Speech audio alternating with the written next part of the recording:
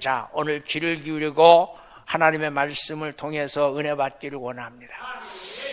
우리 청년이 여기다 뭘 하나 채줬어요. 오늘 채줬는데 뭐 유튜브에다 올리겠다고 지금 하는 것 같아요. 우리가 신앙생활 하지만 성경 전체를 한 번도 읽어보지 못하고 신앙생활하는 사람이 얼마나 많은지 몰라요. 맞죠? 맞잖아요. 하나님께서 이 성경이 필요 없다면 굳이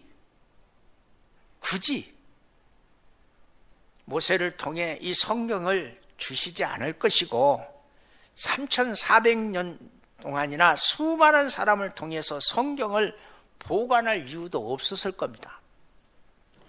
예수 믿기 위해서는 이 성경을 읽어야 하고 하나님을 바로 알기 위해서는 성경을 반드시 읽어야 하기 때문에 이 성경을 오늘 우리에게 읽을 수 있도록 하나님이 전해 주신 줄로 믿습니다.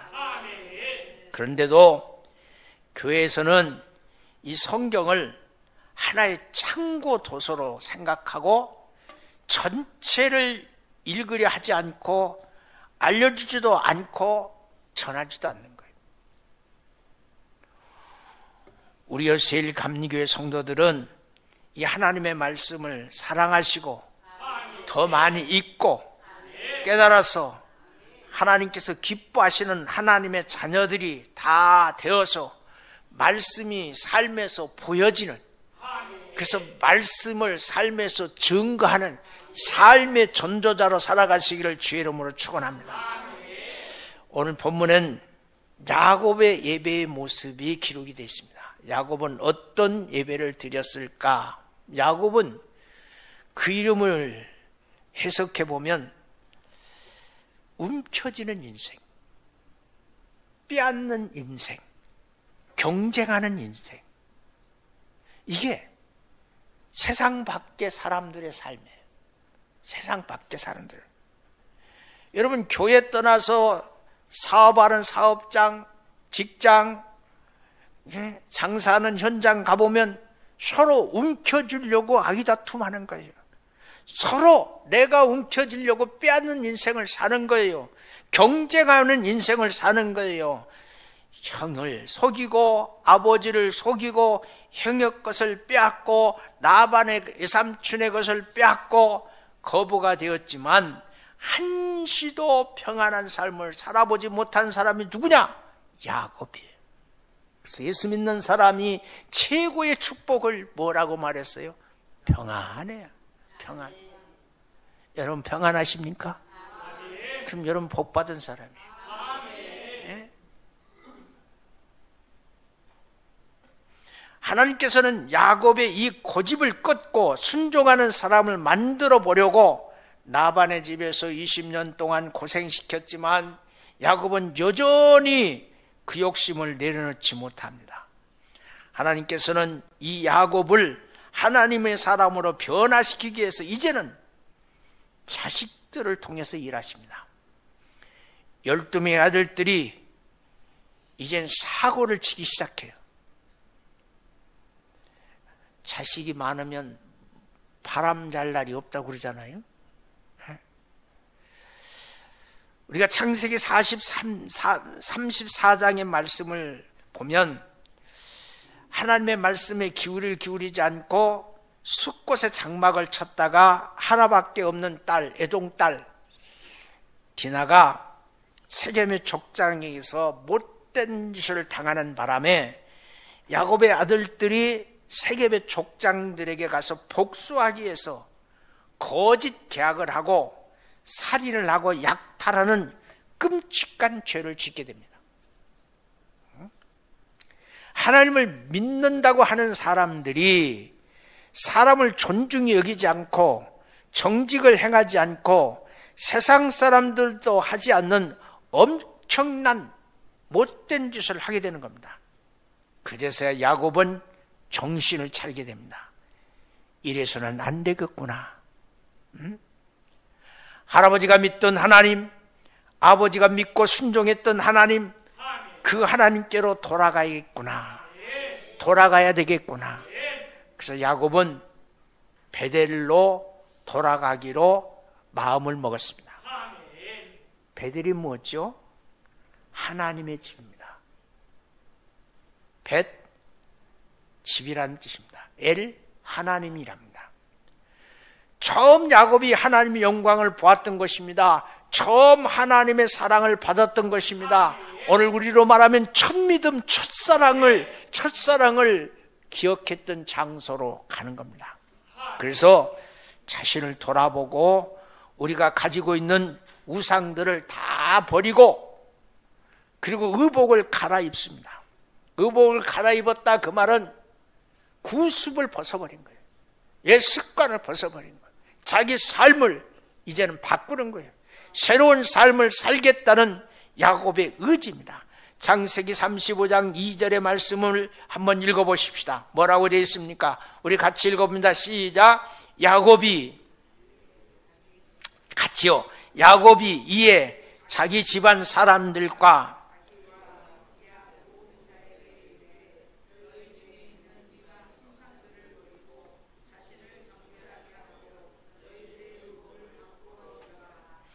야곱이 결단하고 야곱이 각오합니다. 너희 중에 있는 이방 신상들을 버리고 자신을 정결케 하고 너희의 의복을 바꿔라. 세 가지를 말합니다. 첫 번째, 우상을 버리라.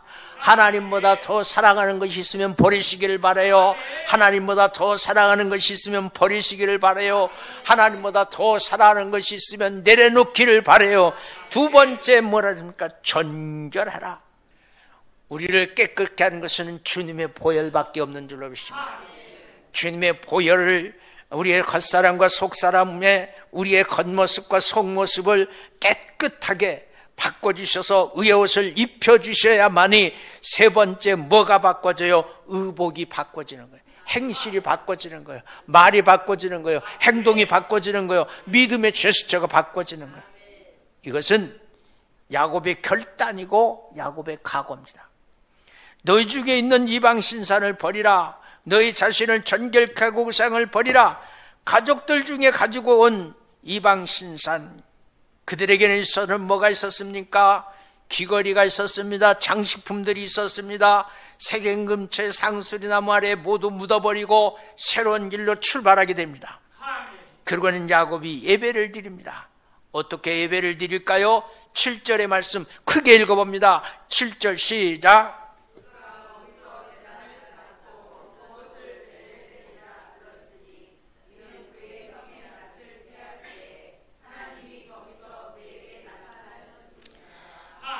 야곱은 베델로 돌아왔고 그곳에서 제단을 쌓다, 예배를 드렸다. 제단을 쌓다는 것은 하나님께 예배를 드렸다는 겁니다. 그리고 그것을 기념하여 이름을 뭐라고 했습니까?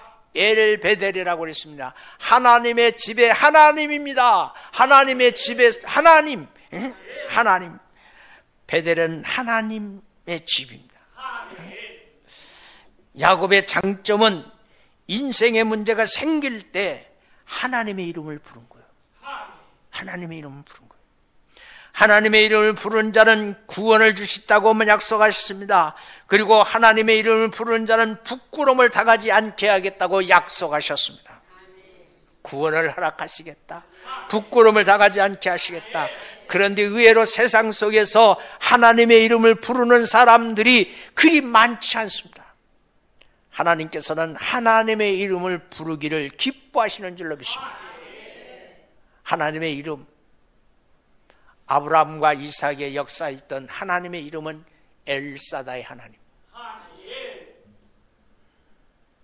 야곱과 하나님의 이름을 여호와, 언약의 하나님. 언약의 하나님. 우리 부모들이, 아이들이 엄마 아빠의 이름을 부를 때 마음에 기쁨이 있습니다. 아이들이 엄마 할 때 자부심이 생깁니다. 아빠가 먹을 것을 사들고 왔을 때 아이들이 아빠 할 때 하고 아빠의 품에 앉을 때 기쁨이 있습니다. 피곤이 눈노떡 녹아납니다. 하나님께서도 자기 백성들이 하나님의 이름을 부르는 것을 기뻐하십니다. 오직 하면 하나님께서 뭐라고 했습니까? 너는 내게 부르짖으라 말씀하셨잖아요. 야곱의 이런 회개와 이런 변화는 하나님께서 기뻐하시는 모습이라는 것을 알 수가 있습니다. 여기서 우리가 하나님의 마음을 읽을 수 있어야 됩니다. 9절에 보면 하나님께서 다시 한번 나타나셔서 복을 주시겠다고 약속하십니다. 예배가 성공하면 하나님은 반드시 우리에게 복 주십니다. 어떤 복이냐? 야곱에게는 두 가지 복을 주셨어요. 첫 번째, 이름을 바꿔주셨어요. 이름. 또 하나, 아브라함의 약속을 야곱에게 허락하셨습니다. 자, 조금 길지만 우리 천천히 큰 목소리로 함께 읽어보십시다. 10절부터 13절까지 시작. 하나님이 그에게 이르시되 내 이름을 야곱이라마는 내 이름을 다시는 야곱이라 부르지 않고 이스라엘이 내 이름이 되리라 하시고 그가 그 이름을 이스라엘이라 부르시고 하나님께서 그에게 이르시되 나는 전능하신 하나님이라 생육하고 번성하라 내 백성과 백성들의 총회가 내게서 나오고 왕들이 내 허리에서 나오리라 내가 아브라함과 이삭에게 준 땅을 너게 주고 내가 내 후손에게도 그 땅을 주리라 하시고 하나님이 그와 말씀하시는 곳에서 그를 떠나 올라가시는지라. 야, 이 분위기 잘 보십시오. 분위기를 잘 살펴보십시오. 하나님이 이름을 딱 바꿔준 다음에 그 다음에 뭐라고 그랬습니까? 나는 전능하신 하나님 엘사다의 하나님이시다. 그리고 축복합니다. 두 가지, 생육하고 번성하라. 생육하고 번성한 결과가 뭡니까? 백성들의 총회가 나오는 거예요. 그리고 왕들이 그 허리, 야곱의 후손들 가운데 왕들이 나오게 되는 겁니다. 그리고는 그들이 머물러 땅을 주어서 후손들에게 그 땅을 차지하게 하리라. 하나님 약속하셨습니다. 여기 보면 하나님께서 야곱의 이름을 바꾸어 불러주십니다. 내 이름인 야곱이다마는 내 이름을 다시는 야곱이라 부르지 않겠다. 이스라엘이라는 내 이름이 되리라. 이름을 바꿔줬다는 것은 새로운 인생을 살게 해주시겠다. 새로운 인생. 아브라함도 원래 아브라함이었지만 하나님과 언약하면서 아브라함이 됐습니다. 야곱의 이름은 우리 조금 강하게 말하면 도적이란 뜻입니다. 그런데 도적이 뭐가 됐습니까? 승리자 이스라엘이 됐습니다. 앞으로 야곱은 승리자의 삶을 살게 될 줄로 믿습니다. 그런데 야곱은 이후에 여전히 야곱이라고 불려지게 되고 야곱이 이제 이스라엘이라고 불려지게만 되면 야곱의 마음이 변화가 되는 거예요. 그 이름을 불러줍니다. 어떻게 보면 이것이 약속입니다. 내가 인생의 욕심을 내려놓고 나를 온전히 신뢰하고 믿음을 가진 사람이 된다면 내가 이스라엘이라고 불러주겠다 말씀하십니다. 그리고 조금 더 깊이 해석하면 내가 너를 이스라엘로 바꾸겠다. 하나님의 의지가 보여지는 겁니다. 또 하나의 복은 야곱의 약속을 아브라함의 약속으로 연이어 전승해 주는 겁니다. 너를 번성하게 하면 땅과 자손을 주겠다 약속하십니다. 이것은요 야곱을 통해서 하나님의 나라를 이루시겠다는 약속인 줄로 믿습니다. 여기 말투를 잘 보십시오. 하나님께서 자기를 소개할 때 뭐라고 했습니까? 나는 전능하신 하나님이다 그랬어요. 엘사다이, 전능하신 하나님. 이 표현은 성경에 잘 나오지 않는 표현이에요. 하나님 자신의 권위를 나타낼 때 이런 표현을 쓰는 거예요. 이 표현이 언제 나오는가 하면 아브라함이 하나님을 무시하고 이스마엘을 낳았을 때 하나님의 권위를 나타낼 때 사용했던 표현이에요. 이 표현은 성경에 딱 4번밖에 안 나와. 엘사다이 4번밖에 안 나와. 나는 전능하신 하나님이다. 너는 내 앞에서 행하여 온전하라. 하나님께서 내가 전능하신 하나님이라고 말씀하신 이유는 내가 너를 다스린다. 내가 너를 주관하신다 그런 뜻이에요. 하나님이 다스리시고 하나님이 주관하시면 하나님의 것이 내 것이고, 내가 하나님의 손에 붙들려 있으면 하나님의 능력이 나의 삶에서 나타나게 될 줄로 믿습니다. 쉽게 말하면 내가 아무리 고집부리고 내가 아무리 네 마음대로 하려고 해도 내가 너를 변화시켜서 내게 순종하는 사람으로 만들 거야. 그런 주님의 의지. 이 말을 다시 말하면 야곱에게 오직 고집과 욕심만 남아있다는 겁니다. 그래서 16절 이하에 보니까 야곱에게 사실 엄청난 연단의 과정이 뒤따르게 됩니다. 그것이 하나님의 방법이에요. 우리가 같은 서울을 가도 비행기를 타고 갈 수도 있고 기차를 타고 갈 수도 있고, 아니면 지금은 그런 사람 없죠. 자전거 타고 가는 사람도 있고. 아니, 그보다 걸어가는 사람이 있어요. 여수에서 서울까지 걸어가면 며칠 걸릴까요? 예? 많은 인생의 짐을 실은 달구지, 일본 말로 구루마, 끌고 가는 사람도 있을 겁니다. 그런데 야곱은 애석하게도 많은 짐을 실은 달구지를 끌고 가는 인생과 같은 삶을 산 사람, 삶이 험악했어요. 험악한 인생을 살게 됩니다.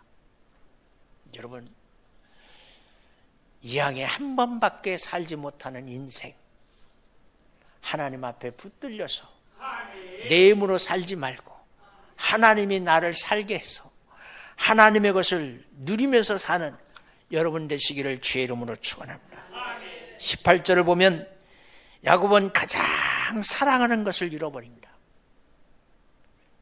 야곱은 가장 사랑하는 아내 라헬이 막내 베냐민을 낳다가 죽습니다. 자, 잘 기억하셔야 돼요. 출산의 장소가 죽음의 장소로 바꿔지는 것이 라헬과 베냐민의 삶의 차이예요. 라헬이 죽음에 베냐민이 태어난 거예요. 그가 죽게 되어서 그의 혼이 떠나려 할 때 아들의 이름을 베노멘이라 불렀으나 그의 아버지는 그를 베냐민이라 불렀더라. 라헬은 야곱의 사랑을 받았지만 야곱처럼 욕심을 부렸던 사람, 언니 레아가 아들을 낳을 때 자기 종을 통해서 아들을 낳으려고 언니와 경쟁했던 사람이 라헬 아닙니까? 누벳이 합 한 채를 캐서 왔을 때 그 합 한 채를 먹고 아들을 낳을 때 내가 더 낳아야지 하면서 아들의 이름을 요셉이라고 지었잖아요. 네? 아버지 집에 도망을 나올 때 잘 살아보겠다고 우상을 도적질해가지고 나온 사람이 누굽니까? 라헬 아닙니까? 아버지를 속이고 우상을 훔쳐갖고 나온 딸이 어디 있습니까? 응? 한번 여러분 생각해 봐요. 그래서 딸들은 미안해요, 도둑이요. 친정집에 가봐. 물어보지도 않고 다 지가 필요하면 다 싸가. 그 딸이요. 근데 며느리는 안 가져가. 가지고 가다가 중간에 버려. 차요. 결국 제일 먼저 죽음을 맞이한 사람이 누굽니까? 라헬입니다. 제일 먼저. 그래서 그의 아들을 낳고 죽으면서 내 아들은 슬픔의 아들이다. 그리고 유언하고 죽었어요. 자기 인생이 슬픈 인생이기 때문에 아들의 이름까지 슬픔의 아들이라고 지은 거예요. 하나님께서는 야곱에게 가장 큰 상처를 안겨주었습니다. 하나님께서 야곱을 사랑하셨고 야곱에게 복을 주시기를 원했습니다. 야곱을 통해서 일하시기를 원했고 야곱을 통해서 하나님의 나라를 이루시기를 원했습니다. 그러나 야곱의 마음에 복이 임할 수가 없었습니다. 세상 욕심이 가득했기 때문입니다. 그래서 할 수 없이 야곱이 가장 아끼고 사랑하고 의지했던 것을 하나씩 빼가기 시작합니다. 그렇게 내려놓는 훈련을 합니다. 이것이 인생입니다.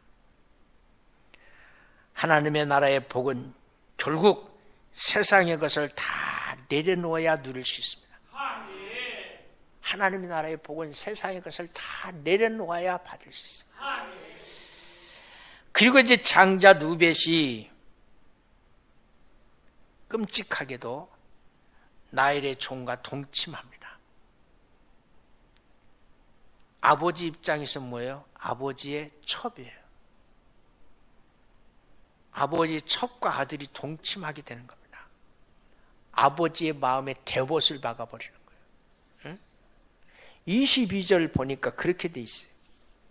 이스라엘이 그 땅에 거주할 때 누벳이 가서 그 아버지의 첩 비라와 동침함에 이스라엘이 이를 들었더라 그랬어요. 들었으면 말게 해야 되잖아요. 못하게 해야 되잖아요. 나일이 죽고 나자 주인 잃은 종이라고 생각했는지 누벳이 비라에 동침하게 된 거예요. 이것은 아버지 야곱을 부끄럽게 하는 겁니다. 비라의 아들들에겐 수치를 주는 겁니다. 야곱이 이것을 들었지만 성경에는 더 이상 기록이 없어요. 자기 첩과 아들이 동침하는 소리를 들었다.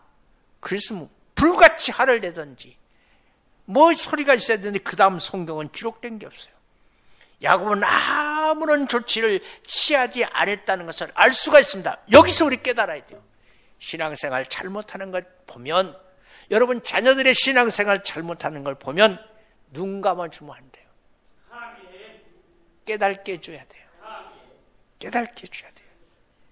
온전한 예배자 되도록 만들어 주셔야 돼요. 하나님 나를 누구로 삼았다? 예배자로 삼았어. 예배자는 예배자의 자세가 있어요. 우리의 겉사람과 속사람을 주님의 보혈로 전결케 해야 돼요. 의의 옷을 입어야 돼요. 성령의 의지를 통해서 예배해야 돼요. 고집 부리면 안 돼. 움켜쥐면 안 돼. 야곱의 인생을 따라가면 안 돼. 사랑하는 성도 여러분, 우리 속에 이런 고집은 없습니까? 나 혼자만 잘 되면 된다고 생각하는 마음은 없습니까? 이 땅을 나 혼자 사는 세상이 아니라는 것을 알 수 있기를 바라요. 내가 좋을 때 다른 사람이 힘들 수 있다는 것도 생각하고, 내가 조금이 세감으로 다른 사람이 더 행복해질 수 있다는 것도 알아야 되는 거예요. 기억하십시다. 내가 좋을 때 다른 사람이 더 힘들 수 있다는 것도 알고, 내가 조금 희생하면 다른 사람이 더 행복해질 수 있다는 것, 이것이 바로 섬김이고 이것이 바로 믿음의 도예요. 그래서 함께 기뻐하고 함께 은혜를 나누고 함께 살아가는 은혜의 빛된 삶을 살아가는 여러분 되시기를 주님의 이름으로 축원합니다. 하나님께서는 하나님의 나라의 백성들에게 늘 요구하는 것이 있습니다. 뭘 요구합니까? 먼저 하나님을 사랑하고 내 이웃을 내 몸과 같이 사랑하는 자가 되라고 말씀하십니다. 오른밤을 때리면 왼밤도 돌려대라고 말하고 있습니다. 오리를 가자고 말하면 십리를 갈 줄이 알아야 된다고 말씀합니다. 속옷을 달라고 그러면 겉옷을 줄 수 있는 마음이 있어야 된다고 말합니다. 그리하면 손해보는 것이 아니라 하나님의 것을 누릴 수 있게 해준다는 겁니다. 이것이 바로 하나님의 백성들의 모습이어야 될 줄로 믿습니다. 온전한 예배자의 모습이어야 될 줄로 믿습니다. 오늘 또 우리가 이 땅에서 예배자의 삶을 살아갈 뿐만 아니라 하나님을 믿는 사람으로서 많은 사람들에게 은혜와 사랑을 나누어주며 남을 나보다 낮게 여기며 서로 존중하고 더 귀하게 여기고 더 이해해주는 understand.